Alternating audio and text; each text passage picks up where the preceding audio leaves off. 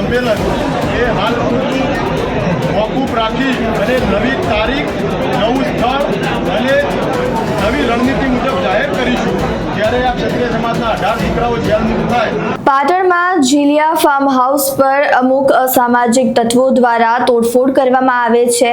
ઘટનાની જાણ થતાં પોલીસ ઘટના સ્થળ પર પહોંચે છે અને આ અસામાજિક તત્વો દ્વારા પોલીસ પર હુમલો કરવામાં આવે છે, જેને લઈને તંત્ર દ્વારા અમુક પોલીસ કર્મચારીઓને સસ્પેન્ડ પણ કરવામાં આવે છે। ત્યારબાદ શાંતિને ડહોળવાનો પ્રયાસ કરનાર વ્યક્તિઓને પોલીસ દ્વારા ગણતરીના કલાકોમાં પકડીને તેમનું રિકન્સ્ટ્રક્શન કરવામાં આવે છે, વરઘોડો કાઢવામાં આવે છે।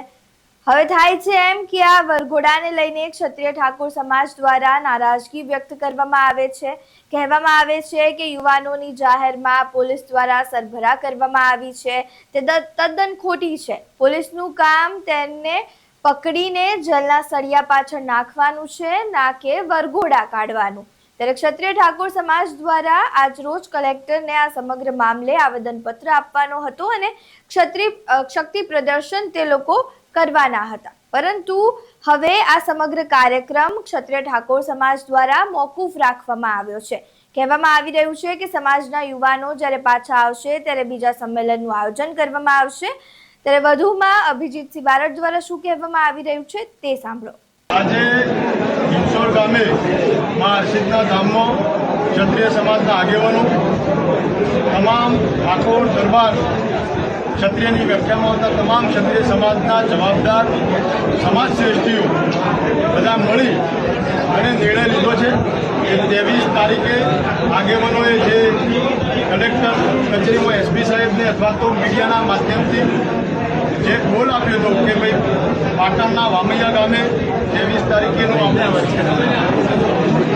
આપણું સંમેલન એ હાલ પૂરતું મોકૂફ રાખી અને નવી તારીખ, નવું સ્થળ અને નવી રણનીતિ મુજબ જાહેર કરીશું જ્યારે આ ક્ષત્રિય સમાજના 18 દીકરાઓ જેલમુક્ત થાય અને સમાજનું આ જ મુદ્દે આભાર વિધિ પ્રકારે સ્નેહ મિલનનો કાર્યક્રમ યોજી અને એ સંમેલન યોજીશું।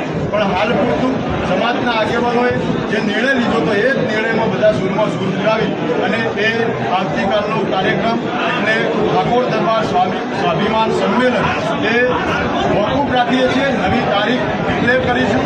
આજે જેમ તમે સાંભળ્યું એમ ક્ષત્રિય ઠાકોર સમાજ દ્વારા જે આજનો કાર્યક્રમ હતો તે મોકૂફ રાખવામાં આવ્યો છે।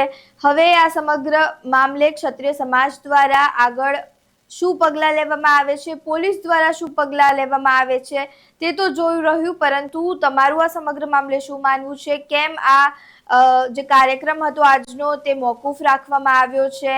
પોલીસ દ્વારા આ સમગ્ર મામલે શું પગલાં લેવામાં આવશે? તમારું મંતવ્ય અમને કમેન્ટ બોક્સમાં જરૂરથી જણાવજો।